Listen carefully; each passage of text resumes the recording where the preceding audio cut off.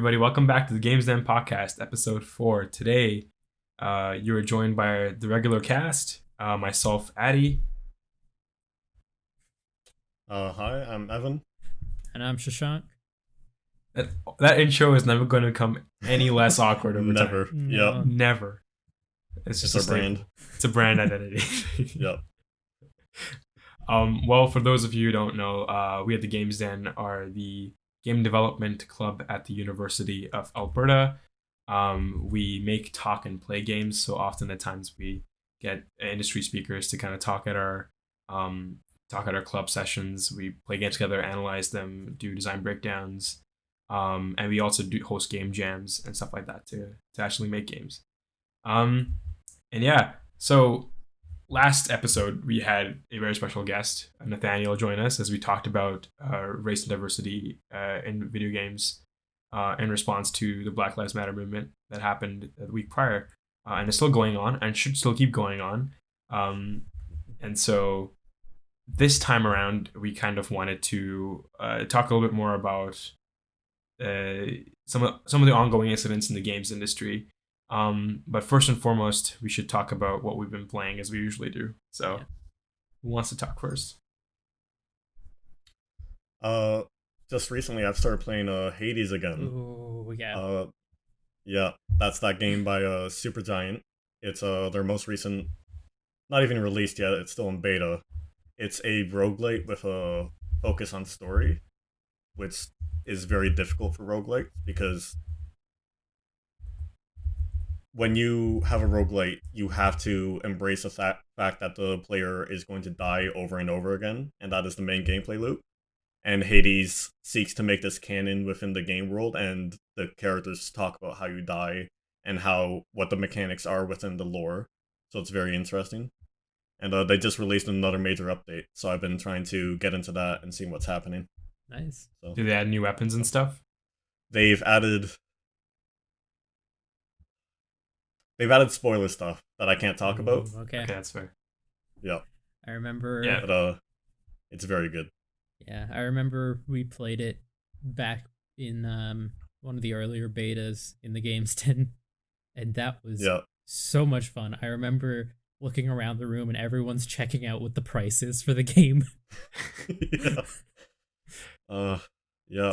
Yeah, I feel like Supergiant killed it with Hades, I think. I bought it and I immediately sunk like 25 hours into the game. Yeah. Yeah. I haven't touched it in a while. That's because I've been playing other things and doing other things. But at the moment, I feel like I'm waiting for Hades to just come out of its early access and head into the actual gold release. Mm. Yep. Yeah. I just want to know what happens in the story, Yeah. To be entirely honest, I still haven't actually beaten a run of Hades yet. After 25 hours. Yeah, I'm really bad at the game. I play with a PS4 DualShock controller. But I still can't get past the final level. I can't. Yeah. I don't know. Right. My builds are pretty good. I'll have you know. My builds aren't bad. It's just If you say so, buddy. I just don't have the reactions, man. Yeah. Yeah, it's a tough game. There comes a point where it's like, oh, I finally get how this works and how I can dodge everything. But it takes a while to get there. And before you get there, it becomes very frustrating because the last few levels can be quite challenging. Like Elysium is still a challenge for me, personally. Right. I'm actually okay with Elysium. What's more challenging for me generally is the one that comes after that. I forgot the name. Yeah, Temple of Sticks. Temple of Sticks, that's the one. Yeah, it's the poison damages. Yeah. I believe they've actually nerfed the poison damage. So, hey. Bless. Maybe I'll go back to it and just beat that level. I got so frustrated at that level. It was so hard. Yeah. But one thing that I do want to talk on tangent with that is that my brother and I have started a small side project. We're writing a short story together collaboratively. And he wanted something with Greek myth. And I always point out Hades as a reference for that because it's really clever in the way it writes in modern culture into Greek myth, which I think is really cool. Cerberus, the 3-headed dog, is now your home pet, and he scratches up the curtains. You had to pay for renos, And it's just good. And he's at his desk doing paperwork because that's what the god Yep. of the underworld does paperwork at a desk. Yep. Um, it's just such a great narrative twist. Mm. Yeah. And I love the way like you interact with characters after you finish a run. For those of you who don't know, Hades is a roguelike game, so it's well, I guess it's roguelike elements. I think it's a roguelike. It's a roguelike. It's Yeah. a roguelike, yeah. But is it classified under the definition of that weird shit, that definition that they came up with? You know, that one conference that happened a long time ago. Um, Maybe Tarn Adams can shed some light on that. Yep. But at the very least, like it does have like recurring roguelike elements to it, and it's clever in the way it uses the weapons. Personally, I think that the weapon choice you have, like I only like two of them. Personally, Mm. I don't really enjoy using the other weapons as much, maybe because I don't like Yep. the playstyle. But for me, the sword and the bow are just Yep. so good. I enjoy using them so much. Um, Yep. I enjoy using the shields too. The shield, but like I do no damage. I'm tanking all this damage, so for me, it's like it's hard to come up with a build with a shield it's actually Mm. effective damage wise. Yep. Yeah. Anyway, Shunk hasn't played the game. We were just talking about it. Yeah. I can go on talking about Hades. Like characters are great. Oh yeah. Oh, you're really selling it for me. I'm probably gonna pick it up after this. Absolutely. Yeah. Do it. I support Supergiant Games. They're amazing. Yep. They always put out good content. And actually, speaking of Supergiant Games, in the It's.io bundle, the Black Lives Matter one, it had Pyre. So that's your chance to play Pyre if you haven't already. Go do it. Underrated. There's Underrated. so much stuff in that bundle. I have Yeah. not downloaded a single part of it, which is probably a mistake. Mm. I finally played through Signs of the Sojourner, which is a game that we at the Games Den had the privilege to beta test. Yep. And I really enjoyed it. I really enjoyed it. I think they took the feedback really well. And generally speaking, like the tutorial is much better. I understand the mechanics a lot more, and the narrative is great. Like a deck building narrative game is like already an interesting design decision.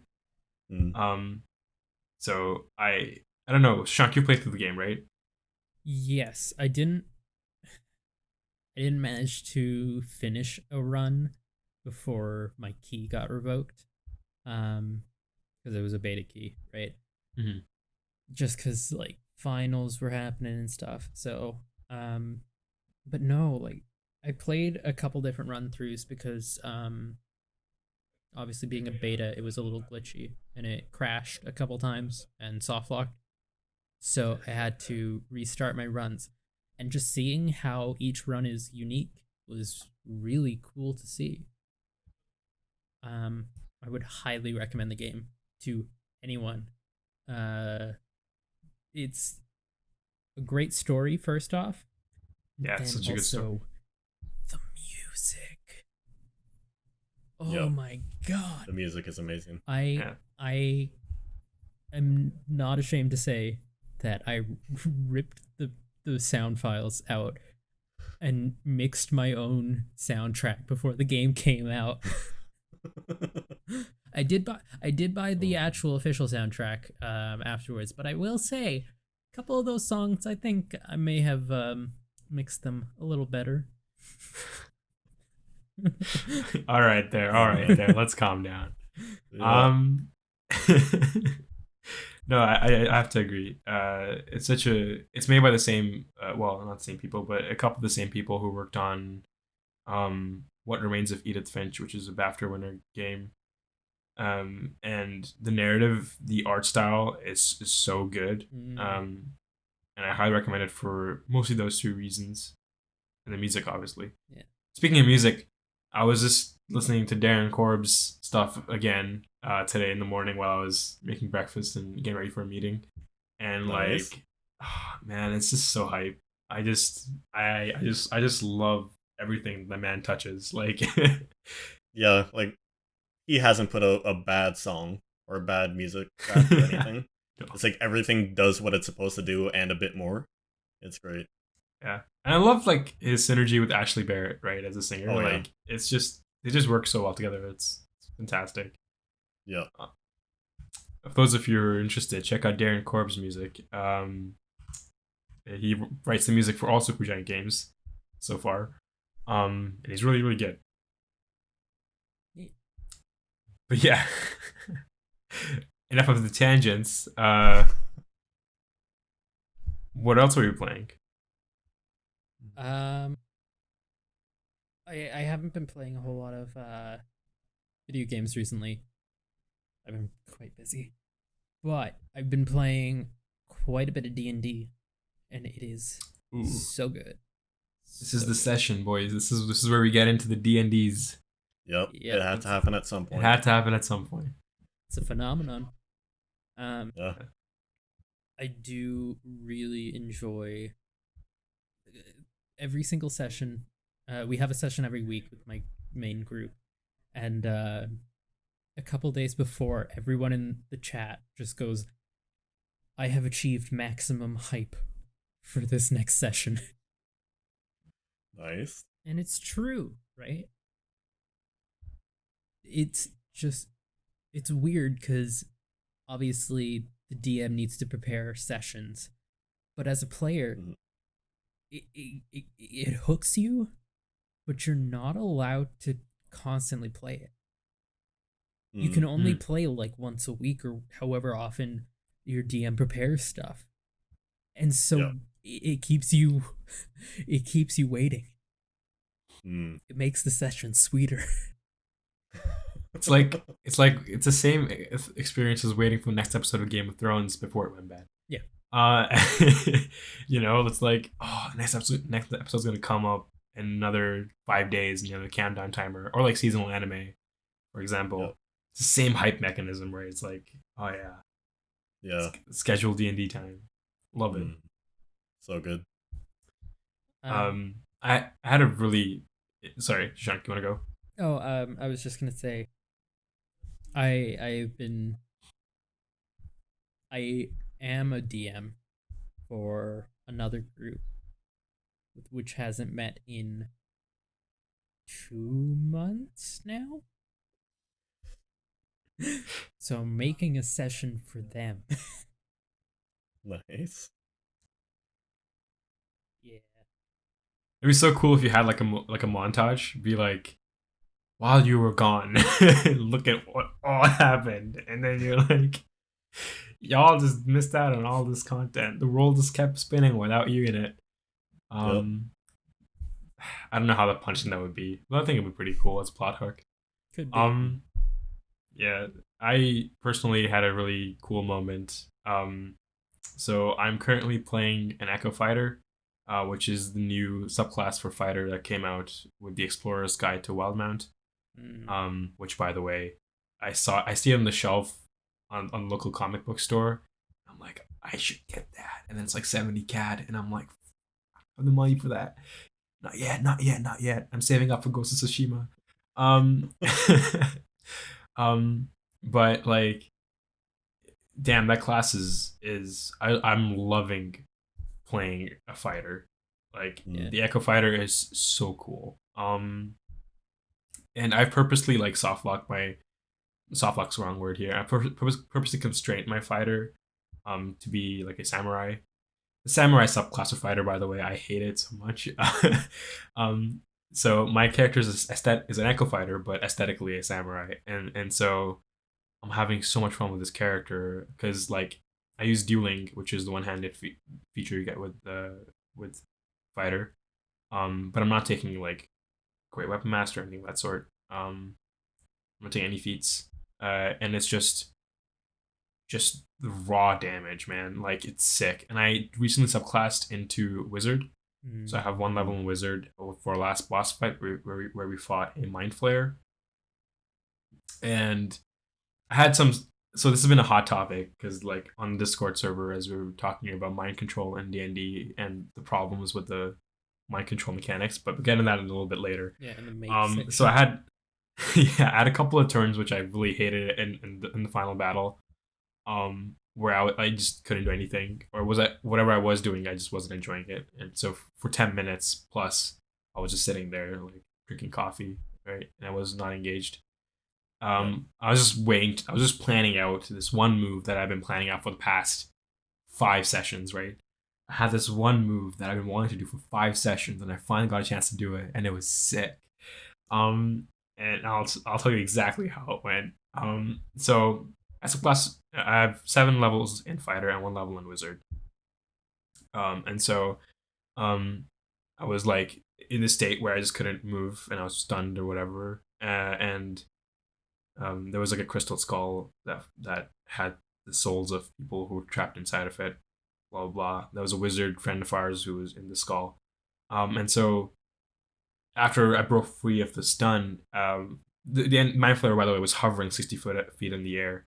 Um, and so like the moment I woke up, I was like, I cast Expeditious Retreat on myself, and it's a bonus action, and then I'm gonna go ahead and cast Jump on our monk.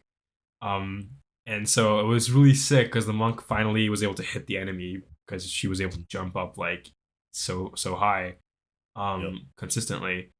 And then I just sprinted like all the way to the other corner and readied myself for an insane move. Like I described it like as if my Echo Fighter was, gripping the hilt and getting ready in like a sprinting pose. And the Crystal Skull cast haste on me, and I'm like, oh boy, here we go. Um, and obviously that was the DM rewarding me for sitting down in stun state for 2 turns. But I went ahead and like leapt off of a wall 60 feet into the air with Expeditious Retreat, rule of cool. And then as I was in midair, like, okay, you get extra attack at level 6, right, with fighter. So Yep. 2 attacks. Echo takes Unleash Incarnation, which is these Echo Fighters cool feature. Your Echo takes 1 extra attack for every attack you do. So 3 attacks. So haste, 1 more attack from my side. Unleash Incarnation, 1 more attack from the Echo side. 5 attacks. And then Action Surge, 2 more attacks from me. 1 more attack from the Echo. That was 8 attacks, out of which I think 7 hit. And it was like I rolled 3 nat ones on my damage dice, out of which 1 was a crit. So I did like, oh man, like 80 damage just like that in midair, and it was the coolest shit ever. And I felt so powerful. Yep. And I just one shot that guy. He's like gone. Damn. Yeah, like that was my cool moment, D&D moment.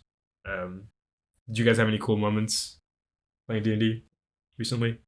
There's one I'm planning, and I really hope my DM doesn't watch this podcast. Because if he knows about this, he will make sure that the enemies are tough enough to take it. So I'm playing a paladin, right? 5th level. I might take another level of fighter in order to get action surge. But the idea is, we have a sorcerer. Sorcerers get access to a spell called Hold Person. Hold Person causes... Evan hates that spell. Hey, listen. Saber suck, dude. I mostly suck. Yeah, so... Sorry. Hold Person. You cast it on a humanoid, and if they fail their Constitution save? Some save. It was wisdom. Yeah, it's wisdom. Then they're paralyzed. And the thing about paralysis is it works a lot like prone, where attacks automatically gain advantage on you, but also attacks automatically crit when they hit you. So, if our sorcerer paralyzes someone, I get to use my attack and my extra attack, both with my Divine Smite. Because I'm a half-orc, I get to roll an additional damage dice on top of my crit damage. So, and I can also use my bonus action to cast a level 1 Smite spell. So, in total, I get 10d6 damage plus 2 times my strength mod plus 6d8 from 2 second level smites plus an additional 1d6 of a smite spell. And if that's Searing Smite, they have to make a con save or they're put on fire and take an additional d6 of damage. Oh, that sounds so dirty, man. Yeah. Oh, Now, that sounds so dirty. imagine if I had Action Surge and could do that again. Just multi-class into fighter. Mm-hmm. Yeah. Yep. Honestly, like, fighters are pretty good now, I think. Evan, do you have any moment of D&D you want to talk about? Oh. See, in my main campaign, which is DM'd by you, Addy, I play a life cleric. So it's not so much about the flashy plays like the 8 attack fighter or the double crit smite paladin. But I will say one of my favorite things is very often we'll have a large enemy unleash, just a standard like AoE attack that will deal tons of damage to the entire party.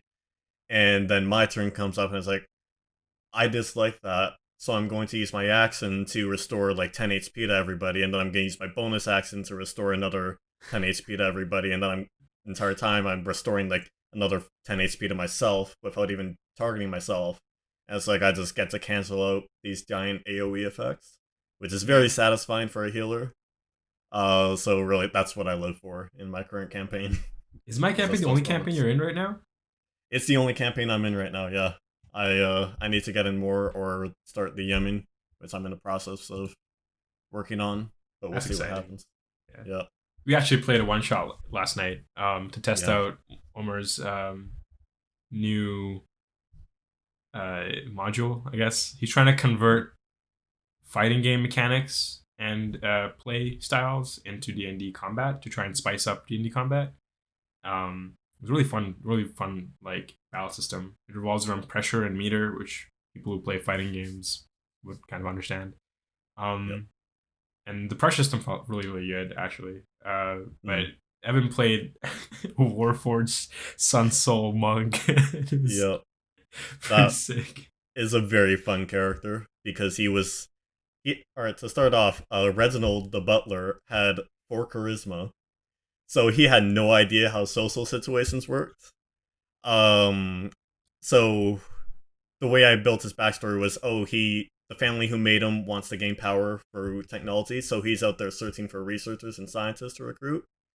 We walk into a building where apparently there's some kids just playing alongside the researchers. Reginald is like, wow, kids. If these kids are beside researchers, these kids must be geniuses, right? I'm gonna just start recruiting them all. And I just got into a back and forth conversation with some child about trying to get them to research for my family. It was so dumb. I loved it so much. It was so good. Reginald is a very fun character. That's so good. That's so good. Yeah. But yeah, you get to use Burning Hands for 2 key points, which is kind of ridiculous. Yeah, I did that once. Yeah. Yep. I ended up playing a Blade Singer Fire Wizard, which was extremely interesting as a character. It relies a lot upon, but it works really well with the pressure system that Omar came up with, I think. So that was pretty cool. Yep. Yeah, they were really cool to watch how you flavored all your attacks and dodges. Oh man, I had this character in my head and I was like, she's so cool, what the hell? You know? Like everybody feels about their D&D characters. Oh, my character is so cool. So that's the good stuff. But yeah, you said you're gonna start DMing soon. Yeah. How's that going? It's been a very interesting process because it's a world I've been thinking of for like the past year, and it's only like recently I've started actively writing things down. And I started down by just writing everything on like Google Docs and making a folder for everything, and I found that was actually really bad for my workflow, because with the Google Doc and all the drives, everything was only available to me, which made me think, oh, nothing here is solid, I can change this up. And I kept doing that. I go back to something I wrote last week and completely rewrite it because I'm a perfectionist. So I ended up changing it up, and I made an obsidian portal.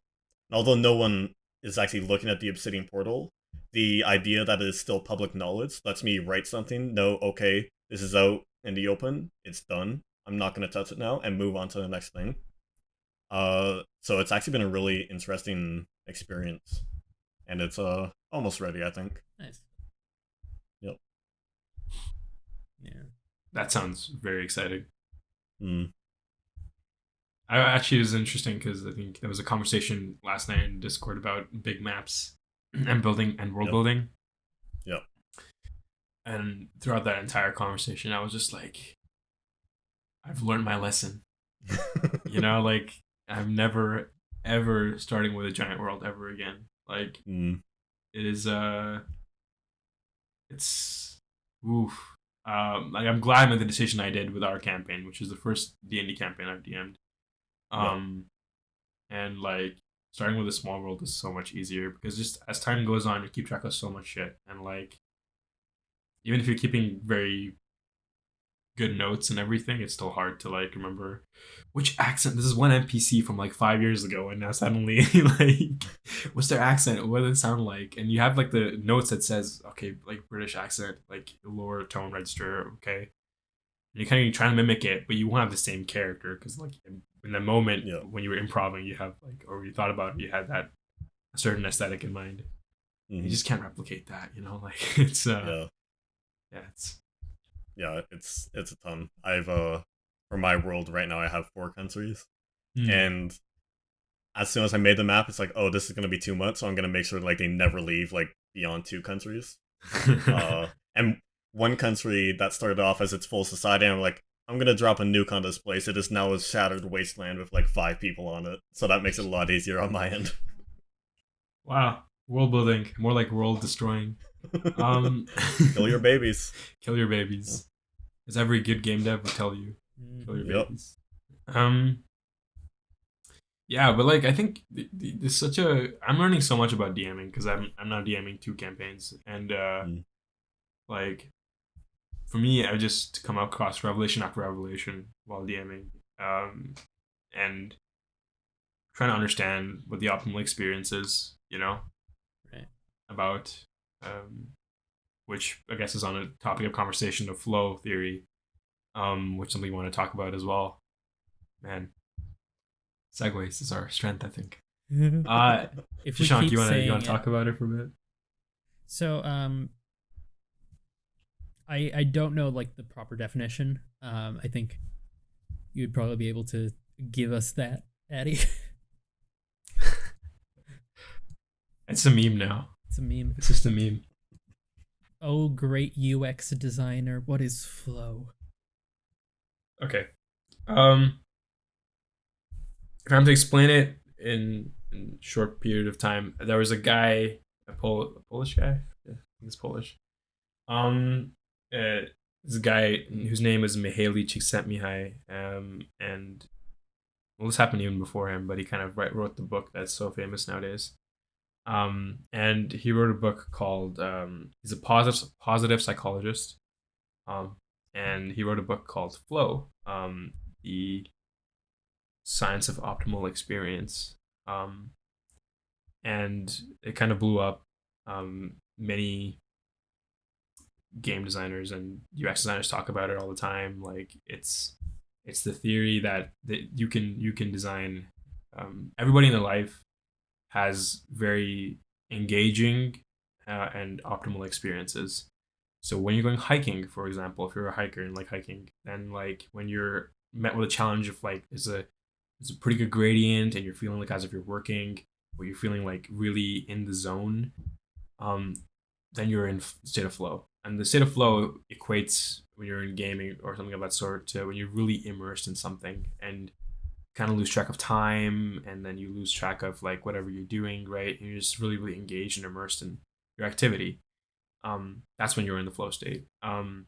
It's kind of this really cool sweet spot. So if I was to draw an X and Y axis on a graph, I would be like, you know, there's an anxiety and there's a boredom curve on the axes, and then you have this little flow channel in between, which is going up and down. It's kind of described in his book, and So that's a sweet spot. Flow is a sweet spot between like, and this varies from person to person, but Right. it's very subjective based on what your anxiety threshold is. Mhm. But the theory says that like in the sweet spot, you're kind of in the state of flow. So, for example, Dark Souls players will find a lot more flow in challenging boss fights because their anxiety threshold's higher, right, etc., etc. It's not a perfect theory. There's a lot wrong with it scientifically. It's just a very, um, I guess it's a good way to just frame the idea of optimal experiences and how you can design for that stuff. Right? It's very flawed. Like if anyone tells you flow theory is the be all end all, they're wrong. Yep. It's been scientifically argued in academia for a very long time. It's very vague and skips in a lot of details. Mm. Um, and some of the logical arguments just aren't really that don't flow that well. Um, Right. so the thing is that um, in game design, often the times people use it as a reference to think of how the player experience kind of shapes up over time. Yeah. In D&D, for example, you'd be thinking about like how engaged a player is in your story, in your narrative. Are they like sipping their tea? Are they like checking their phone while you're kind of talking to them? Yeah. All those factors kind of play into it, and it's let me tell you, Yep. it's not easy to get someone in a flow state. Although people who design addictive mobile phone games will disagree with me. Mm. But generally speaking, if you're making a holistic experience that isn't a money grab and doesn't have dark patterns, you're likely going to have a little bit of an interesting time designing for flow. And there are so many moments and so many nuances which contribute to a player kind of achieving a flow state, right? Um, uh, One of my favorites, I guess, people to quote and kind of refer to is Genova Chen, who's the CEO, I guess, of that video game company. Mhm. He wrote his master's thesis on flow in games, um, and he developed a game called Flow. And then he developed a game called Flower. Then he made Journey, which is my favorite game. And then they recently launched Sky, which is a free to play mobile game, which is really cool. Um, and they all have a very similar aesthetic and like they all you can see that in his thought process when he's designing when that team is designing their game, they think about optimal experience, I think, a lot. Right. Um, I have other points to share about Flow and his and Csikszentmihalyi's work, but I won't get too much into that. But yeah, Shashank, take it away. Um, so I've been DMing my own homebrew campaigns for oh 6 7 years now, quite a while. So I've had to deal with multiple different groups and a lot of different types of players, and it's nearly impossible to get everyone engaged at all times. Mhm. So I think part of being a DM is being able to say, okay, I can deal with that. I can deal with the fact that some of my players won't be engaged for this combat, and then like during the RP session, those players will be engaged, but then the combat focused players might not be. Um, I think the worst for me was in high school. I was DMing a group which eventually grew up to I think 10 players. Okay. Anyone at home planning to DM, don't DM for more than like 5 people max. It's not a good time. 6 is doable, my opinion. 6 is pretty doable. It depends on the people, right? Yeah, 100%, 100%. Yeah. Mm. This group, I left for like 2 weeks, and when I come back, they're like, "Yeah, we play Uno now." Oh, you guys want to play D&D? No, we play Uno now. So Okay. it goes to show you, right? Um. So I guess this is now my DM tips section. Uh, don't be afraid to play a little loose with the rules. You know, Mhm. at the end of the day, you're making a fun experience, and if rules are getting in the way of that, I mean, it's your game, right? Fudge some rolls, um, kill a Mhm. player off. I don't know. Okay, let's wait. Hold on. Let's back up a bit. Let's back up a bit. I Let's like this back up a train of bit. thought. When you have 10 players, sometimes it happens. Let's pause the wheel right there. I think right. Generally, I mean, this is the way I kind of approach game dev, and even my work as a product designer, and doing UX stuff, is that, and when I'm DMing as well, is to look at it from a really zoomed out perspective, right? Because I think DMs get into this again. This is the big assumption that I'm making. Not everybody does this. Some people do. Um, is that they get into the nitty gritties of things, like really, really nitty gritties of things, right? Which is great. Like it's always good to have some world building going on, and to really know your world, right, and know your narrative. But you don't get perspective if you don't zoom out. Yeah. You just don't get it.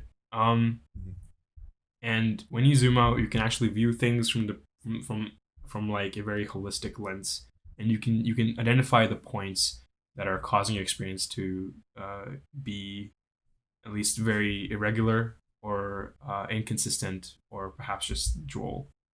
And you can really analyze the experience that you deliver as a DM, right? When you zoom out.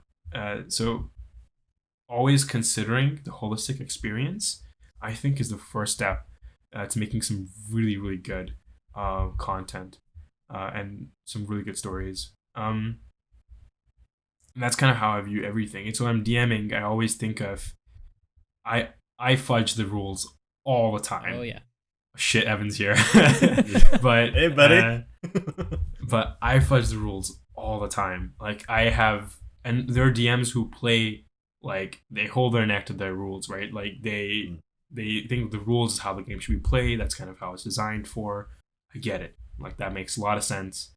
But for me personally, rules don't matter if the players aren't having fun, right? Yeah. As everyone says, the first rule of D&D is the rule of cool. Oh yeah. So you always want to kind of do what's cool, and that's why we're here, to immerse yourself in make believe. So like rules are there to kind of, in my opinion, D&D is not a game. D&D is a framework, in my opinion. That's my take. And so when people are engaged in kind of collaboratively building a building with this framework, aka story, to follow the rhetoric, it becomes even more important for everybody to who are playing with the players to follow the rules, because then it's a constraint on them for their storytelling, and then you as a DM can improvise based off their take on the rules and kind of what they do, and you can turn that into something really, really cool because you are controlling what's going on behind the screens. Yeah. And so as the puppet master, you have so much control over how the players respond, not how players respond, but how the players experience the content that you're ready for them. So randomly you can just do something stupid, right? Like and make it seem cool. Like if there's an enemy that you've worked really, really hard to like balance in your homebrew, whatever, right? And the party just kills them like in one round. Keep the guy alive. Give him a phase 2 boss fight like any JRPG, right? Like just improvise based on that to really show that to maintain that challenge on the flow curve. Yeah. Because if your party isn't feeling anxious when they're in combat, that's either one, a preference thingy, or two, you're not delivering. They're not engaged in flow necessarily, right? And different players, different, like you said, different anxiety thresholds, and they might not be engaged in the same things other players are engaged in. But what you can do is think from a very holistic perspective of what is the best that I can do to deliver a good experience. And naturally, players will latch onto that, and they will also be engaged. Right. Yeah, I get that. Um, I know for the campaign I'm running right now, that hasn't met in 2 months. Um, it's a modern day campaign, so there's a lot of stuff that the players want to do, but as a DM, I'm like, if you go down this route, it will not be fun. Um, you will end up in jail, and that's it. So, I have to walk this fine line between giving them the freedom to play and I don't want to say railroading, but it is arguably railroading. Um, Honestly, like play off of it, you know? Like that's what I would say. Yeah. If they are doing something you don't want them to do, that's their decision. I think ultimately what every DM should be doing is respecting player agency.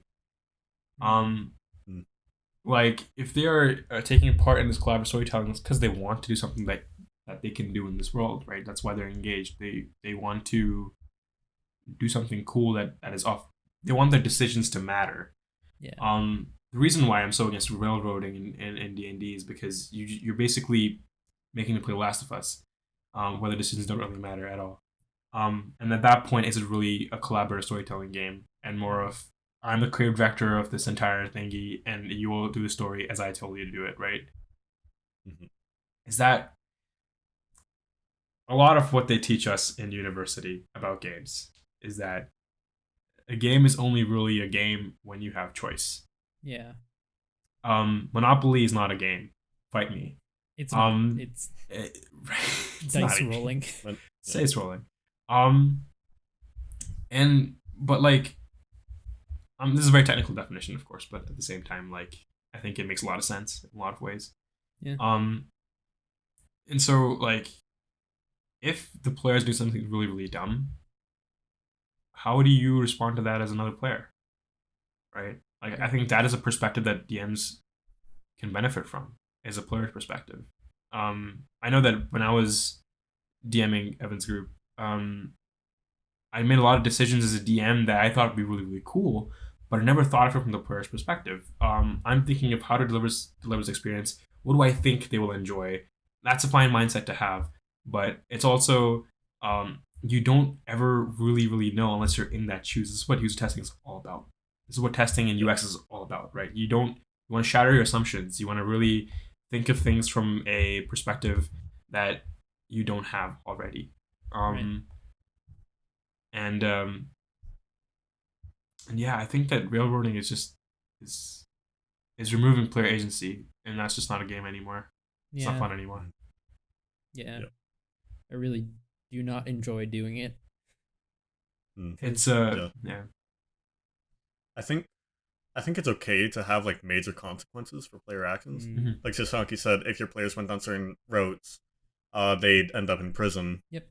I would say that is not a game over. That just becomes a different game. All of a sudden, you're playing a prison escape art instead of the political discourse that your current campaign is, from what I understand. Yeah. I think it's a lot of it is about embracing the consequences of player action Mm. and being like, all right, yeah, you messed up. Good luck. Have fun with this new challenge. You know, Just the players are making their own challenges at that point. right. Which is so good for a DM because you don't have to put any effort into Yeah. it. Mm. Yeah, Oh man, it's just about being reactive, in my opinion. you're giving me really good ideas for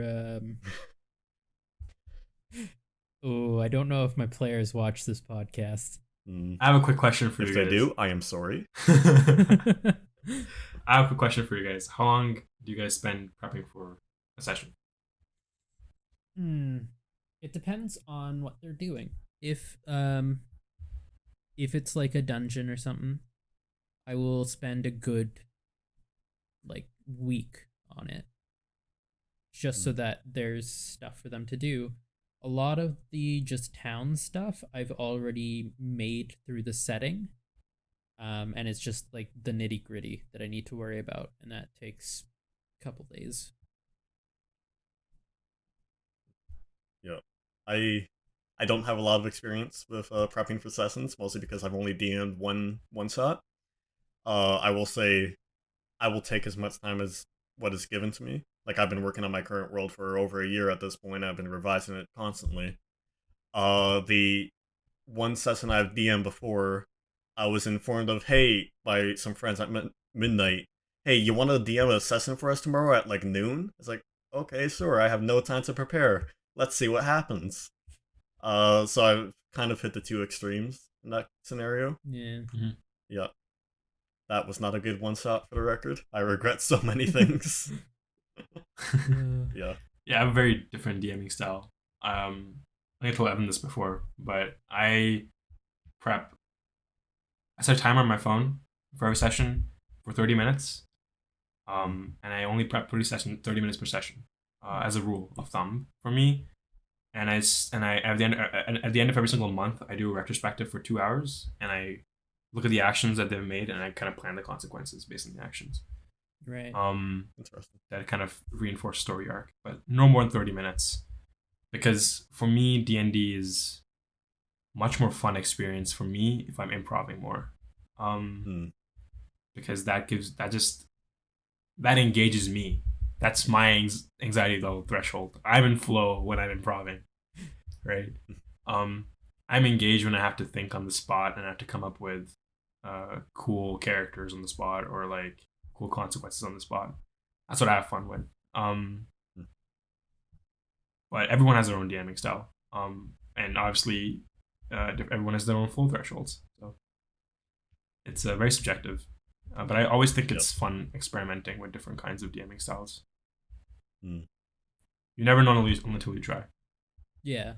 I think that's the lesson from this. Try it out. Maybe we should just become a philosophy podcast. Forget Every about single games. We talk about episode. philosophy all day. Yep. Yeah. Um.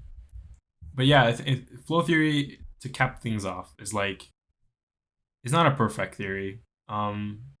And in recent actually news that I saw a Twitter post that was very interesting.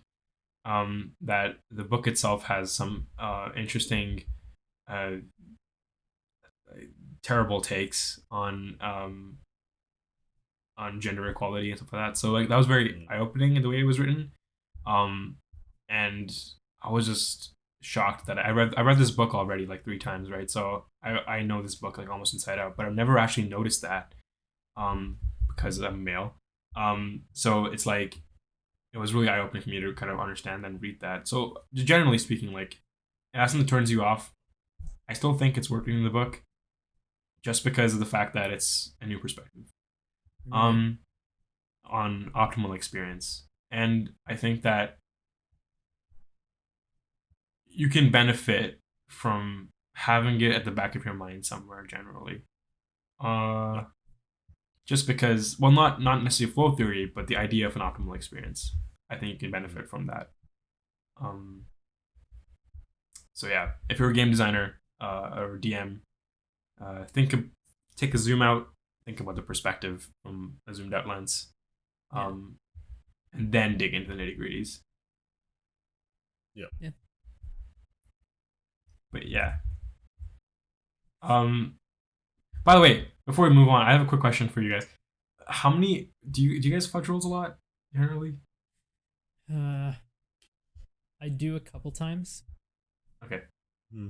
Um, one of my favorite things to do is to if the party goes to a certain area, I'll just roll dice behind my screen for no reason, just to keep I do them on that their too. toes. I do that too. Yeah. Um, Yeah. I'm not sure I'm a fan of fudging rolls necessarily. I think because the scenario where you're fudging rolls is where it makes sense for it to go one way and it would feel great for the player's end. I feel like if it's leaning that far in that direction, say it's like a persuasion check or whatever, or a persuasion versus insight. I think at that point, if it makes that much sense, and I'd imagine the players have taken steps to make sure it's that fashion, at which point the role itself would be almost guaranteed. Mm, Like if players make a really convincing argument, that's going to either like give them advantage under persuasion or just lower the DC or something like that. Yeah. So I'm not sure fudging rolls can be entirely necessary. I think I But fudge. I do get why it's done. Yeah, I think I I mean, fudge DCs more than rolls. Yeah. I think fudging DCs is what the game is designed for. yeah. It's like it's a meter that you're changing. It goes up and down depending on player actions in a conversation Right. or whatever. So yeah. Yeah. I'm in the very gray area there. I'm not gonna answer that question. Might be unfair to you guys, but I'm not gonna answer that question. How many rolls I actually fudge? Mm. We need concrete numbers, Attic. I'll just say this. I agree with Evan's point. I think that fudging dice is not always the right way to go about things because the emergent gameplay you get from just chance is fun improv. Yep. And it can lead to some interesting situations. But if you're convinced as a DM that there's an experience that you want the players to kind of go through, and I'm not talking about railroading necessarily. I'm talking about just a small things. Yeah. Then like it can be worth fudging rolls. Again, like if there's a boss fight that you're sure that can create for an engaging experience, and the players kill it within 2 rounds, then like I would just fudge rolls honestly. Yeah. Yeah. Speaking of which, it's a different conversation. Yeah. Okay. Wait. Moving on because we talked about this for a fair bit of time. I kind of want to move to our talk session. Mm. Where the first news that I want to talk about is Mixer being acquired by Facebook. Yeah. Yeah. Which is hitting the shelves recently, and the streamers found out at the same time as the public. Yeah. What are Yep. your thoughts on that? There's a lot of different thoughts to be had. Yeah.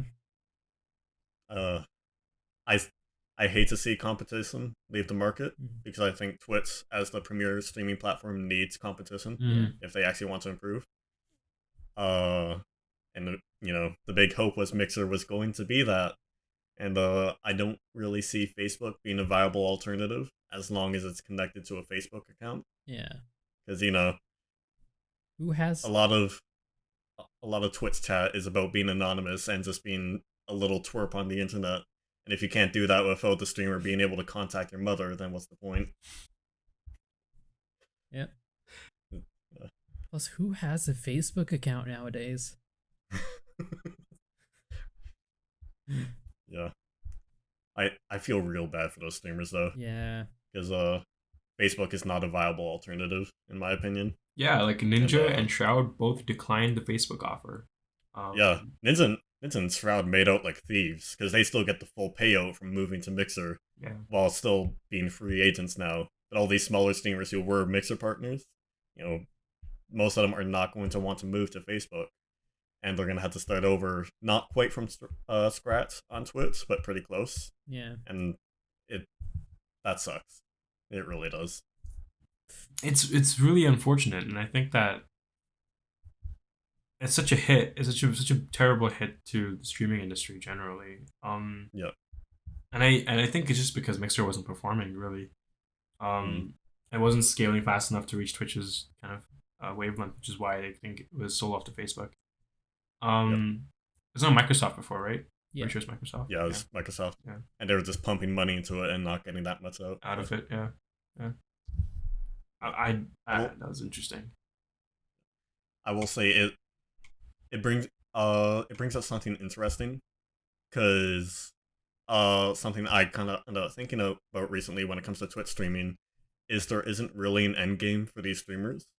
Like the only viable end game is getting enough money that you can live comfortably, but 99.9% of people are not going to have that happen. But these streamers who made a decent amount, sure, but eventually they're going to have to stop streaming. What are they going to do? Because their lives have pretty much been on pause while they've been full-time streaming, because they're not really building up great skills for other markets other than really marketing. Right.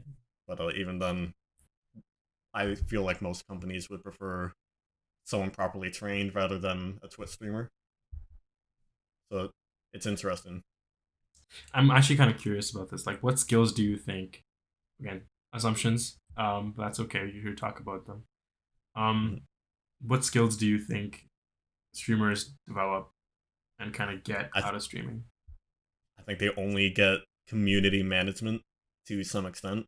Yeah. Other than that, they're not building up much unless they're very actively seeking to like find money flows outside of streaming. Like if someone comes up with a very robust merchandise system for their stream, that at least becomes a skill they can use outside of streaming in some fashion. Right. But a lot of these streamers, they are putting their lives on pause to do this.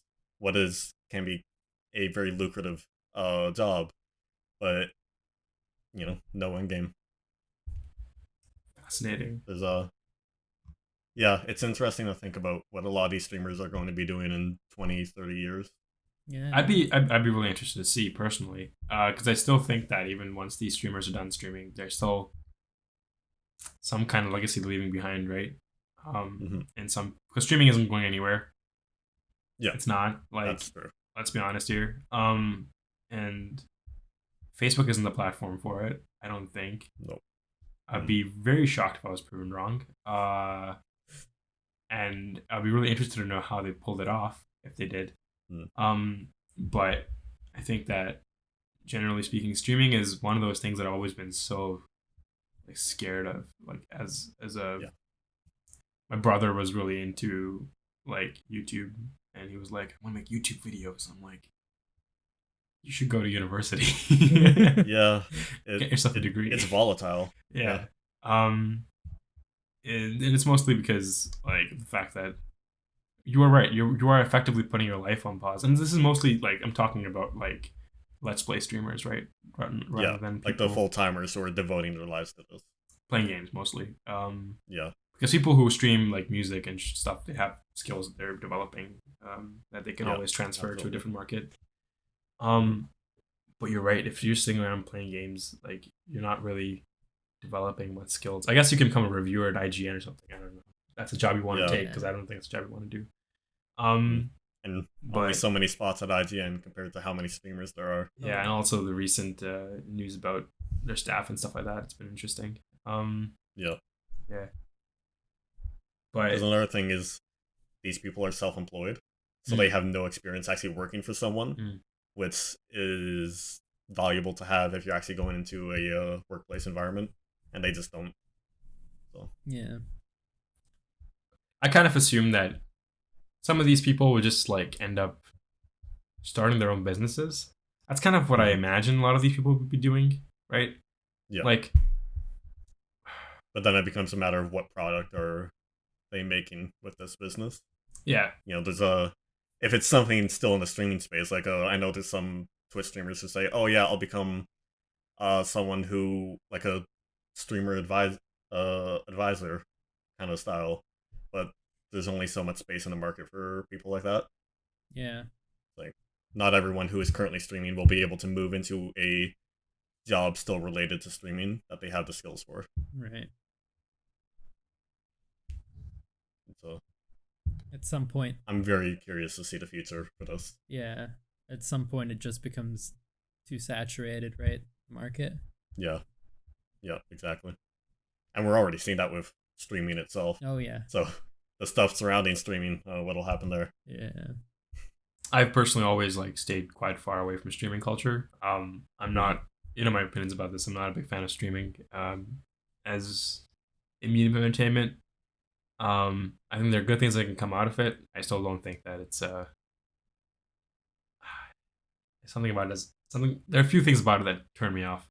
Mhm. But I guess my main concern about streaming is that as a person who values his productivity, I generally don't have streaming as a black hole. Oh Um, yeah, absolutely. so I have always kind of stayed clear of that. But yeah, all these emergent careers that have come out of new technology and games. Um, I'm more interested to see how they can converge, right? Like how can streamers, because right now it's like what really is going on is that influencer culture, right, is actually really beneficial for game developers. Right. Um because they're finding some markets by having their games played on stream. So generally speaking, like game devs are benefiting a lot from streamer culture and Twitch culture. So if streaming is here to stay, then that's not going to be a problem. The only people losing out are the streamers themselves, because once they kind of lose their market, I'd be surprised. I'd be surprised if a lot of the people right now who are popular in streaming culture, who are first praise of Twitch, stay there. Yeah. Oh yeah, absolutely. Like Doctor Disrespect is not going to be around in 10 years, at least not in the current form. Right. Yeah. Yep. It's like stand-up comedy. Yeah. In a lot of ways, it's like how funny can you be? Like how entertaining can you be? To really have an audience that latches onto you for all that time. Yeah, I don't know. And you can already see people like starting to start other ventures, right? Like you have the entire crew of like Pokemon and all these other people starting their own podcasts called Offline TV. Right? They're already starting their own kind of side ventures, I guess. Mm-hmm. So I don't know.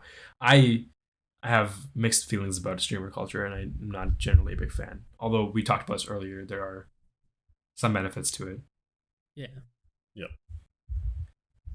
One other thing I want to talk about is The Last of Us 2. What a time. Have you guys been looking at Twitter? Unfortunately, yes. Jeez. It's ridiculous. For the last 3 days, my feed has just been Last of Us 2 Twitter. Yep. Wow. I hate gamer culture. Yeah. It's so fucking toxic. Like, holy shit. That's what it boils down to. It's just gamer culture and wanting to hate things for the sake of hating them. You're seeing all these like Rotten Tomato memes of like Corey in the house versus Last of Us 2. Yeah. I'm like, guys, like, I think people, God, gamers are gonna hate me for saying this, and I'm gonna tell me shut my entitled mouth. But I just gotta say, like, you gotta experience the thing you're talking about before you talk about it. Yep. Mm-hmm. Have informed opinions, right? Like, that's such a statement, man. People, I'm ready for the hate already. Oh, but Addy, didn't you see the leak that came from an angry dev?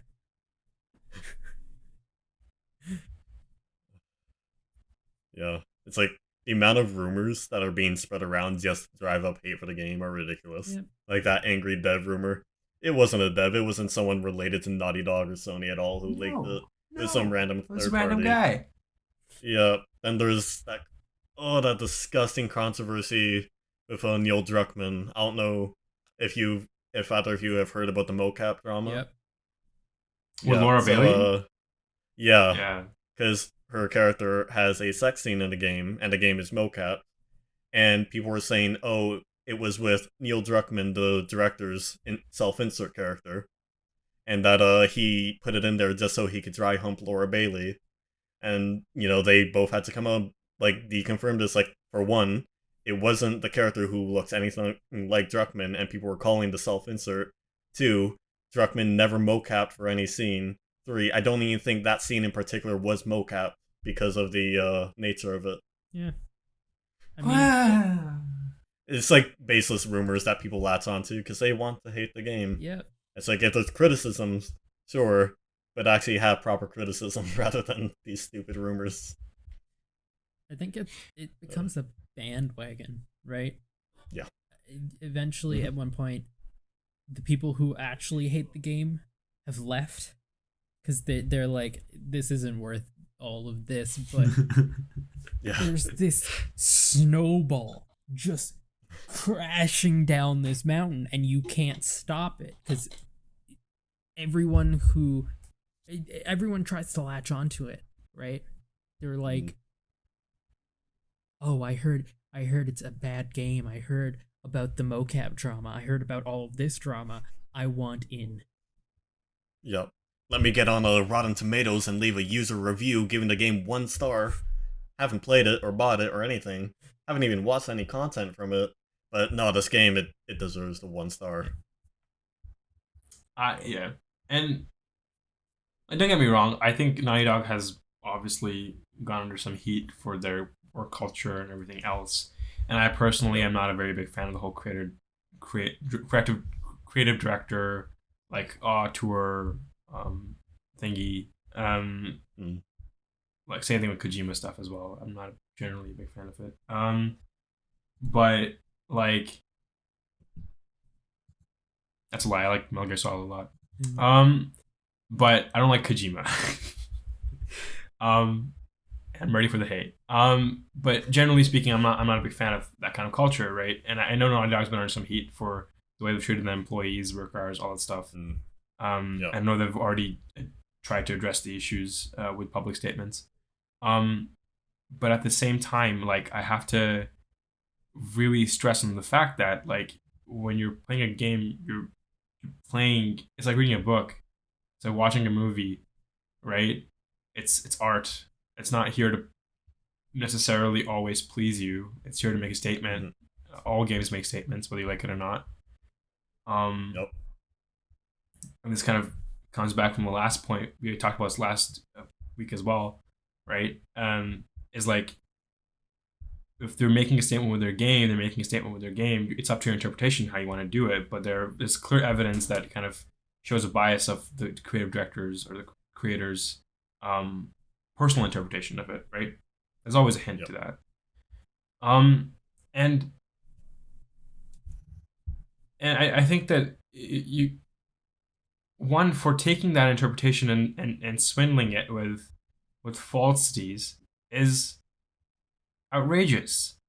Like if you really want to take like a classic movie, take Shawshank Redemption, right? You take that movie and you're like, this movie is actually about white nationalism and blah blah blah blah. I'm gonna slap you in the face.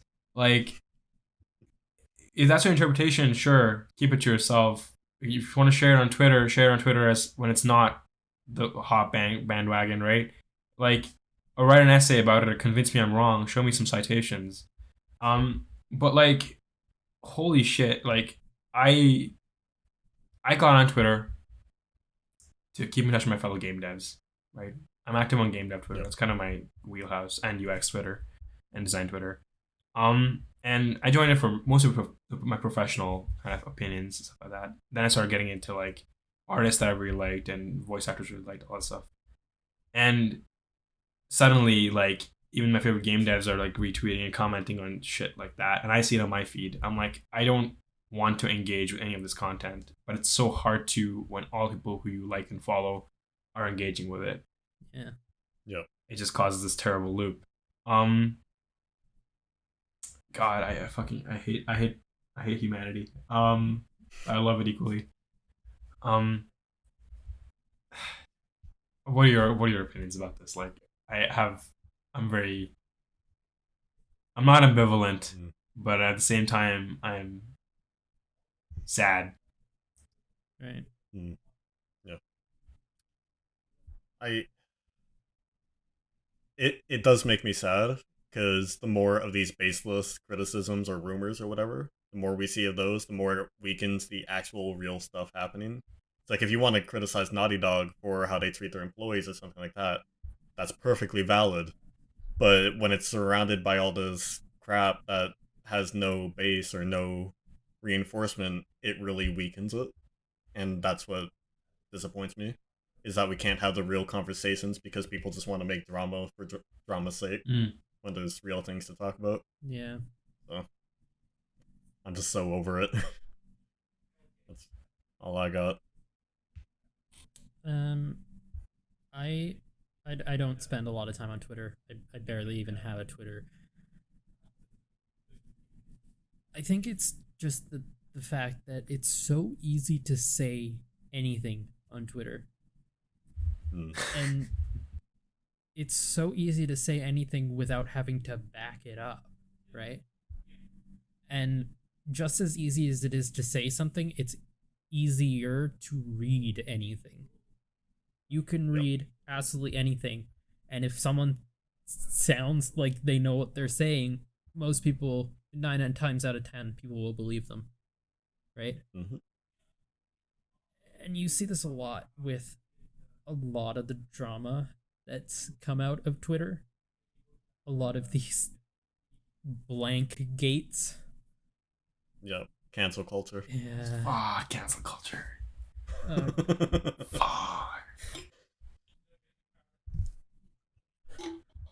can we just agree that most of this stuff is stupid? And it always will be. And that's what really gets me so sad. It's like, it's so, you can't like change the entire world, right? Like, you can't change the way people think. People grow up in their own households with their own problems, their own trauma, and you can't even address it directly. And nothing that you can do has a voice. Or like, you have a voice, but it's very small. And people, you're not going to reach as many people as you think you are. Even if you're really famous. Yeah. What's the population of the world? 7 billion? Around that. Yeah. Let's say half of them are on Twitter. 3.5 billion people. You're not going to reach them all. You're not going to reach them all. Like, it's... Nah. I think the general idea behind... And I think what sucks about this is that game devs and gamers have such an interesting divide. You know? Yeah. The game dev culture that I follow and that I'm a huge advocate for, full of diversity, of nice people, of people who have like amazing ideas and are extremely talented, and are making art, right? And then like you just hop onto the Twitch culture, gamer culture, and you're like, what is this world that that are on the receiving end of my art but do not have we're close to the same alignments of interest or opinions. And not, again, I'm generalizing on a very abstract scale. Like, I'm not saying everyone's like that, and I hope no one takes offense to that, but like it's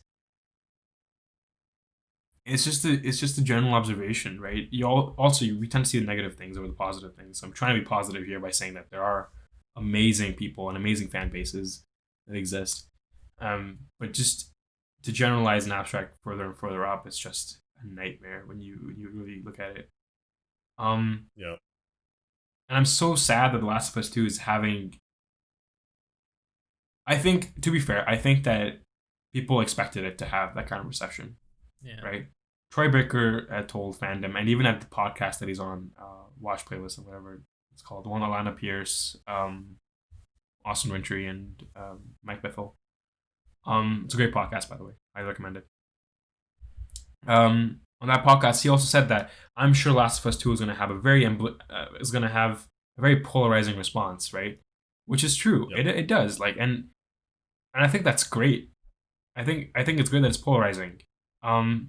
There's a distinction between how it's polarizing, right? If you're being toxic, and that's the cause of polarization, then fuck you. But like, if you're making a statement with your art, that is humanitarian in nature, that is focused on the humanitarian nature of our world and society, and making a comment or a critique of it in a very academic way, I think that then you're making art, right? That's when you're really contributing to a thought experiment that a person could have, or perhaps you're contributing to an opinion. That's what the real value of it is. And I'm sure people disagree with me, and that's fine. But I'm happy to see other perspectives and talk about them. But at the same time, I'm seeing polarization for the sake of polarization, not polarization for the sake of art. Yeah. And that's what fucks me over. I think a lot of it boils down to, oh, I dislike this thing. You either agree with me, or you either hate it as much as I do, or you love it the same distance away. There's no middle ground. Yep. Like I can come up and tell you that, like, Last of Us and Last of Us 2. Well, I haven't played Last of Us 2, so I'm not gonna comment on it. The Last of Us, I've watched my friend play it. I've played it a little bit. I haven't finished the game. But from what I've observed and from what I watched the playthroughs, and I've held it in my controller and everything else. But from what I experienced of Last of Us, like you don't have any player choice. There's no player. The agency that you have is a narrative, linear story. There's not much of gameplay. Whatever gameplay is there is like very non-innovative and AAA standards. So for me, it's not a very engaging game. Like the story is great. I love good stories, right? That's fantastic. That's what it's known for. Um, but like as a game, I'd rather play something that's more interesting. I'd rather play Breath of the Wild, where my decisions allow me to explore things in a different perspective, right? Yeah. Rather than being shoved this one particular story, right? And it's the same thing with Death Stranding, right? Like I'd rather go watch a movie or go hiking in the mountains than play Death Stranding. Mm. So for me, I'm just like, I don't think Last of Us is a good game, because it's not a game. You have interactivity, and it's very little interactivity, but you don't make many choices in the game. Whatever choices you do make are very limited in scope and don't really affect the narrative progression. Right. Yeah. So are you gonna use a rifle or a shotgun? Am I That's the decision. I'm gonna throw a Molotov cocktail, or I'm gonna throw a stone. Yeah. Because even level design, there's not always an optimal strategy to go about it. Still, like Last of Us, we can agree to disagree here, and that's a terrible phrase. I don't like it. What I'm gonna say is Last of Us, generally I don't like it as a game. And the story is great, and it has strengths and weaknesses and its pros and cons, like every other game. Not my favorite game of all time.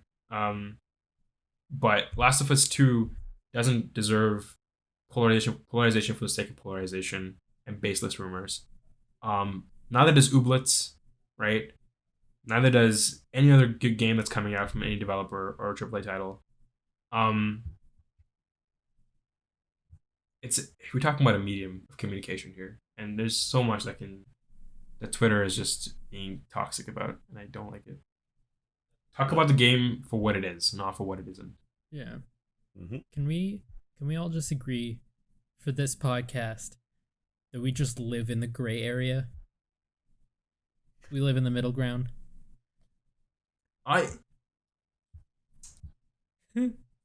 Evan, you go first. No, I want to hear your thoughts. I'm very curious right now. Okay, look, generally speaking, I hate that phrase too. I use it too much. According to Wikipedia, shut up, Google.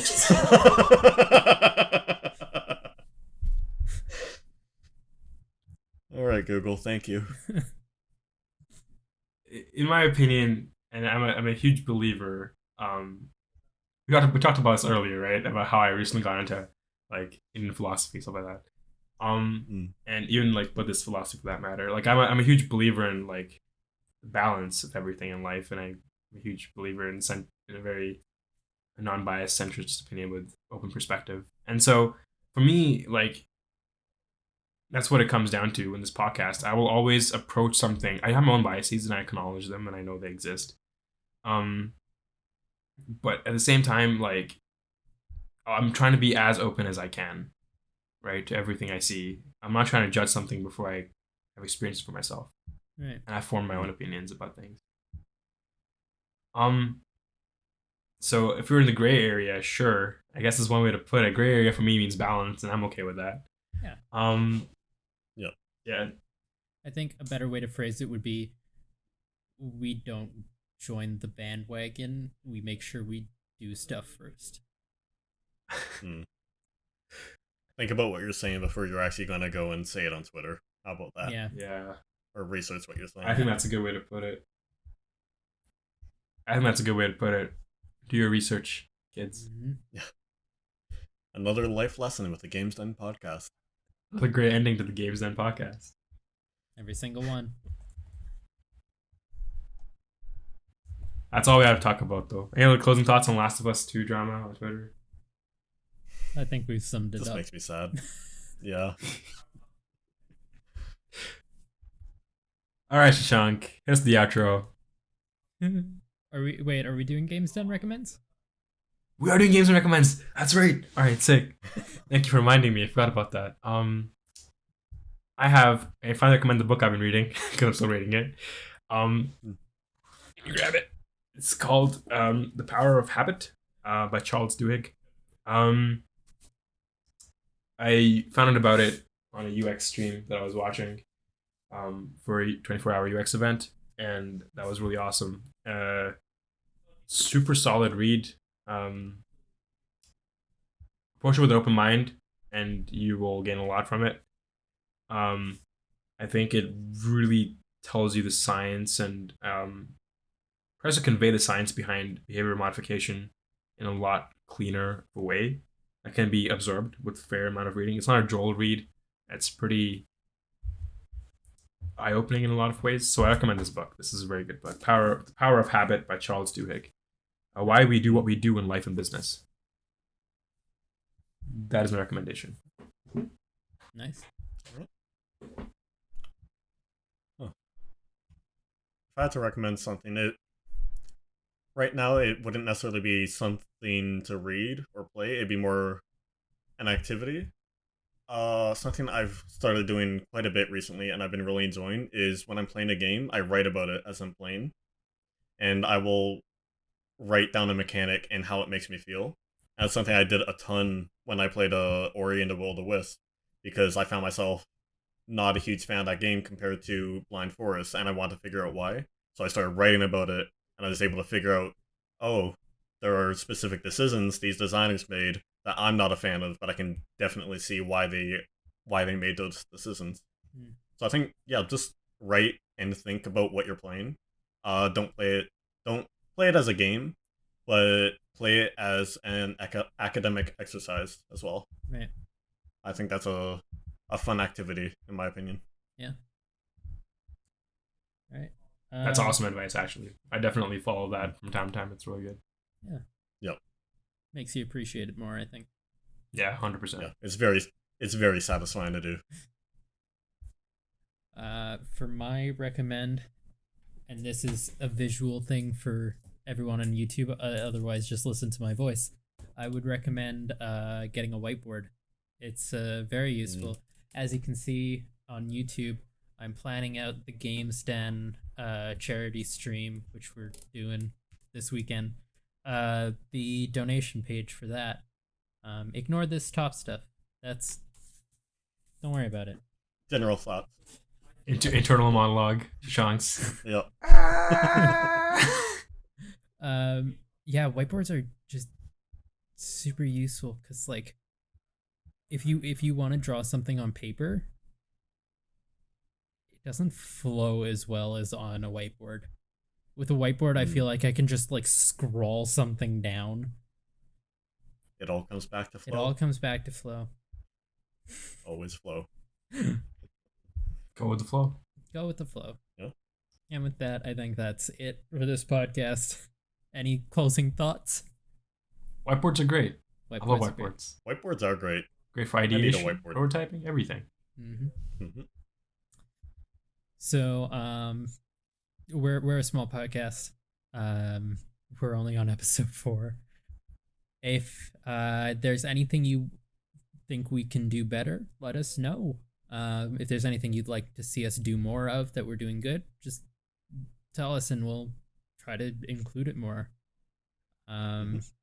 So hey, glass half full. This is episode number 4. I'm impressed you even made it this far. Honestly, when I proposed the idea, I was like, one episode for gigs and giggles. But I love the conversation that we have. It's always very engaging. Yeah. Yeah. So